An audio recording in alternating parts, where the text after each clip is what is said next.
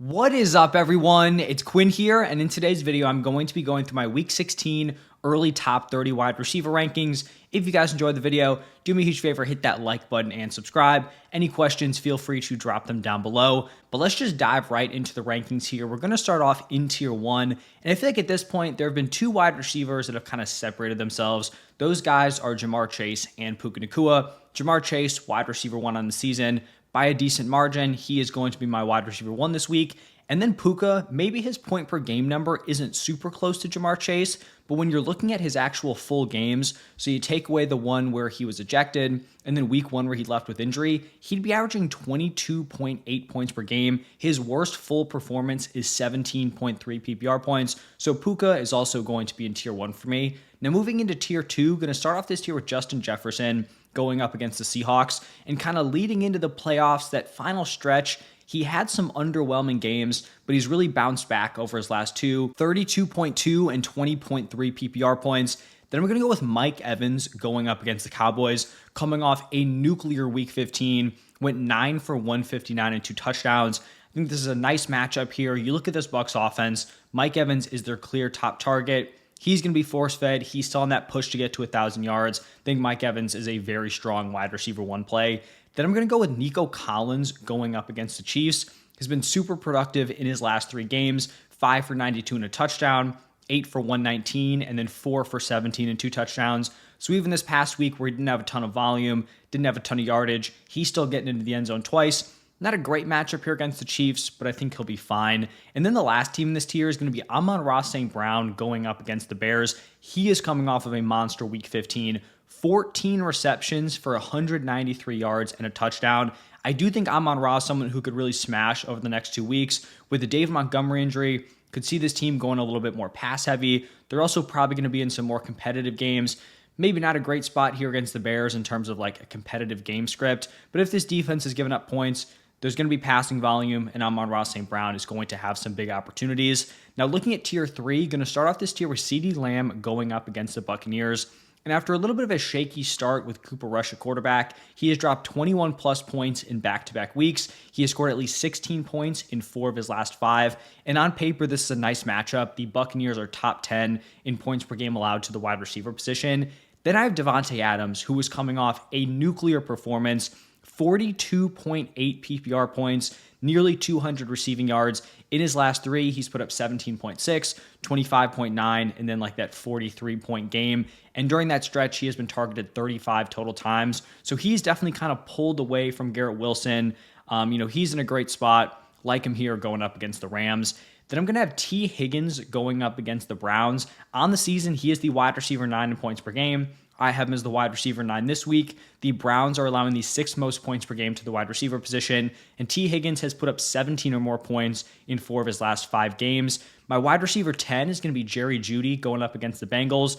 Now, I will say this is contingent on Jameis Winston remaining the starter. If they pivot away from Jameis, would not be as high on Jerry Jeudy, but with Jameis as the starter, Jeudy has been super consistent, 14-plus points in each of his last 6 games. In Week 15, he went 11 for 108. Continuing on with Tier 3, I have Terry McLaurin going up against the Eagles, coming off of a big Week 15, been super consistent, 21-plus points in his last 3 games, 15-plus in 8 of his last 9, and then he has had back-to-back 2 touchdown games. Now, on paper, not a good matchup here against the Eagles. They're allowing the fewest points per game to the wide receiver position, but I feel like the production that Terry's been putting out there, he's someone that I'm willing to play as a wide receiver 1, even in a tough matchup here. Maybe he's not hitting on one of like these nuclear games, but I still think he belongs as a back-end wide receiver 1. In that same matchup, I have A.J. Brown going up against the Commanders. Had a couple of sketchy games back-to-back, but a real nice bounce-back performance in Week 15, 8 for 110 and a touchdown. If we can get that consistent passing volume, that would be awesome. Not sure that's something we're going to get consistently, but I still think A.J. Brown is talented enough to be a back-end wide receiver 1. And then just a couple more guys in this tier. Jackson Smith-Njigba going up against the Vikings. Now, this is definitely going to depend on the health of Geno Smith and his knee injury. If he's able to play, this is where I would have JSN. He's been super consistent. Vikings are allowing the most points per game to the wide receiver position. On the other hand, if Geno cannot play in this one, wouldn't feel as great with Sam Howell at quarterback. Not that JSN wouldn't be playable, but you look at Howell, he takes a lot of sacks, he holds on to the ball. that probably isn't going to blend well with the Vikings defense that is going to apply a ton of pressure. So hopefully we get Geno Smith and JSN is in like this fringe wide receiver 1 area. And then my last guy in this tier, Cortland Sutton, didn't have a great week 15, but got into the end zone, kind of saved his fantasy day. In his last 7 games, he is still averaging 18.9 PPR points per game and is averaging 9.4 targets per game. We're also looking at a Chargers defense that has been very good, but coming off a game where they just allowed a nuclear performance to Mike Evans. So the matchup doesn't scare me a ton. I still think Cortland Sutton is a high-end wide receiver 2. Now moving into tier 4, kind of like our mid to back end wide receiver 2s, going to start off with Ladd McConkey going up against the Broncos.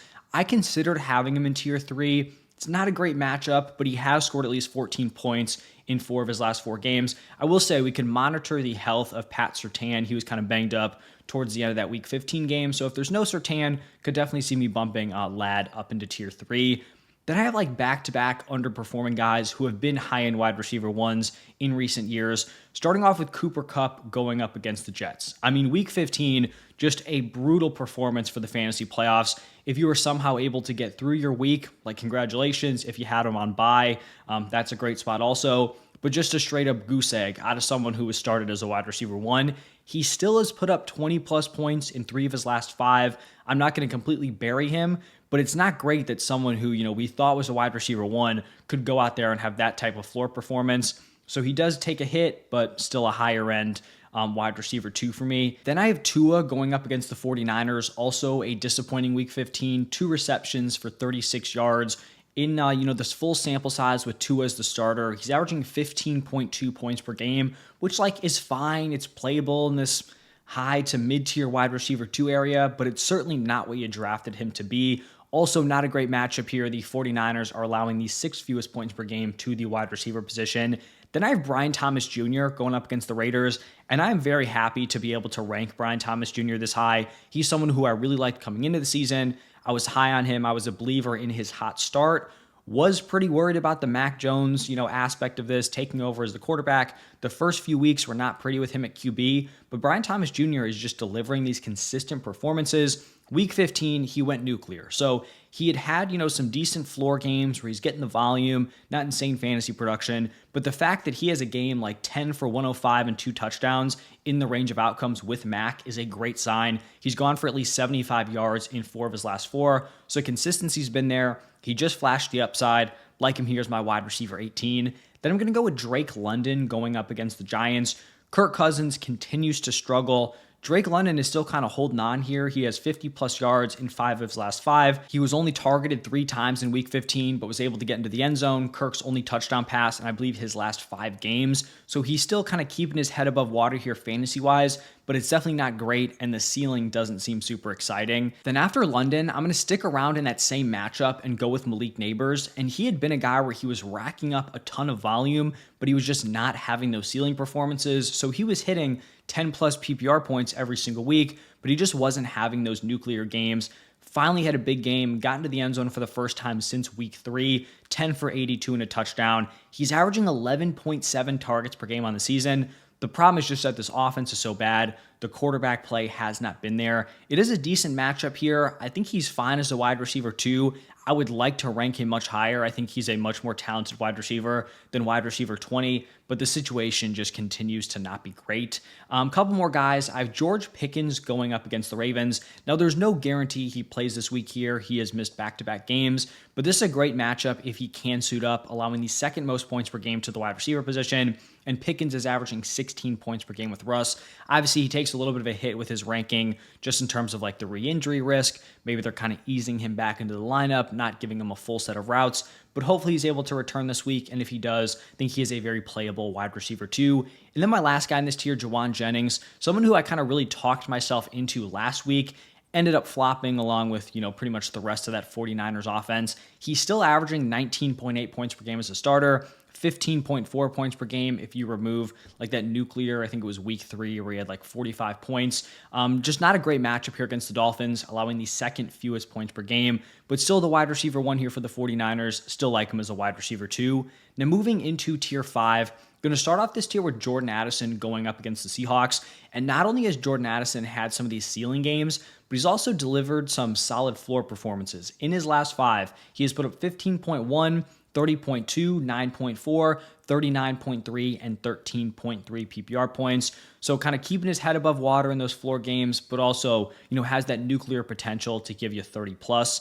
After Addison, someone who's, a lot more safer, less, I guess high ceiling would be Khalil Shakir going up against the Patriots.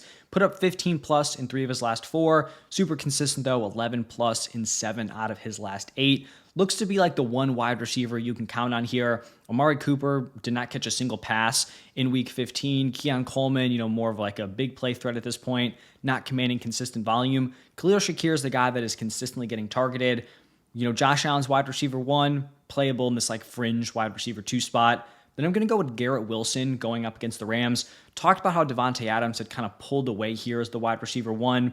Garrett Wilson has still been fine in his last 2. He's gone 7 for 114 and 3 for 56 with a touchdown, but it's definitely not great that Davante Adams is, pretty much lapping him at this point. Then I'm going to go with DJ Moore going up against the Lions. The Lions defense is averaging the 8th most points per game to the wide receiver position, and they have been hit with a ton of injuries on the defensive side of the ball. Carlton Davis broke his jaw. He's going to be missing, significant time here. DJ Moore's put up at least 10 points in 5 of his last 5 games. The Bears offense has not looked pretty. It's not, clicking. They're not in sync. But DJ Moore still manages to produce. Probably going to be a trailing game script. Could see DJ Moore having a nice game. And then the last guy in this tier, Jacoby Myers, going up against the Jaguars. Another guy kind of struggling with his offensive situation. But the Jaguars are allowing the 3rd most points per game to the wide receiver position. Myers has scored at least 10 in 4 straight. Was looking very sketchy last night on Monday Night Football, but ended up, turning in a fine game in PPR scoring. He has scored at least 10 in 7 of his last 8, and then he's been targeted at least 9 times in each of his past 4 games. So the volume's consistently been there. You're just hoping he can take advantage of a nice matchup here against the Jaguars, as we just saw Davante Adams do. Now moving into my 6th and final tier, we're going to start off with Zay Flowers going up against the Steelers, and he has had such an interesting 2024 season, where through the first, 10, 11, 12 weeks of the season, he was viewed as like this boom or bust option where he was either hitting for 20 plus or he was not hitting double-digit points. And then all of a sudden, he is just like completely flatlined on his production, where in his last 4, he has put up 11.9, 11.2, 10.1, and 11.3. So he went from extremely volatile to now this guy that's just like barely hitting the double digits. It'll be interesting to see if that sticks. It's not a great matchup here against the Steelers, but I think he's a fine, middle of the pack wide receiver 3. Then I have Adam Thielen going up against the Cardinals. In his last 3 games, he has put up 23.9, 19.2, and 10.1 points. So he's been solid. Not ideal that Bryce Young seemingly kind of regressed in this past week. Had looked really good. Not a great game against the Cowboys defense, which looked like a fine matchup. So that's not ideal, but I still think he belongs in the top 30. And then I have Devonta Smith going up against the Commanders. Had a really nice week 15, his biggest game of the season, 11 for 109 and a touchdown. Just like I talked about with A.J. Brown, if we can consistently get that volume, that's going to be huge for these wide receivers, but not sure we're going to get that on a week-to-week basis. And then some honorable mentions, Calvin Ridley, Josh Downs, guys who could have slotted in here. A few more names we could throw out. But I'll be adding to these, I believe, on Thursday with my updated wide receiver rankings, going top 40, maybe more. But that's going to wrap it up for this one. Thank you all for stopping by, and I will see you in the next one.